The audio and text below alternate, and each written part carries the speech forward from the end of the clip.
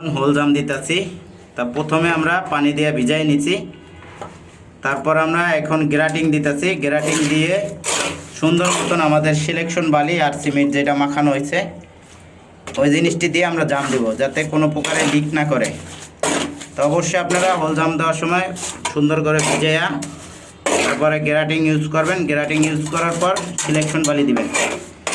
Selection বালি দিয়ে জাম দিবেন, ইনশাল্লাহ কখনো লিক করবে না। আমরা সবসময় এটা দিয়ে জাম দেই, আবার আমাদের কখনো লিক হয় নাই আর হবেও না। অবশ্যই আপনারা এইভাবে কাজটি করতে পারেন। আমরা এখন হোল জাম দিতেছি।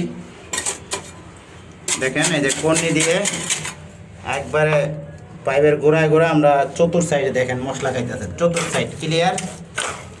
অনেকে যে পাইপের ঠেকাই দেন, ঠেকাই দিলে অনেক সময় মশলা ঢুকে না। আপনি চতুর সাইডটা ক্লিয়ার রাখবেন, যাতে চতুর সাইডে মাল খায়। মাল খাইলে আপনার জিনিসটা জাম হবে।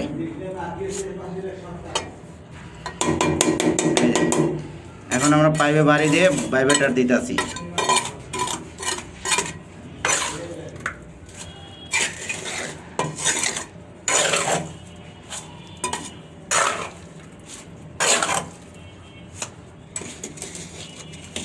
অবশেষে আমরা এই যে হোল জাম দেওয়া কমপ্লিট করলাম।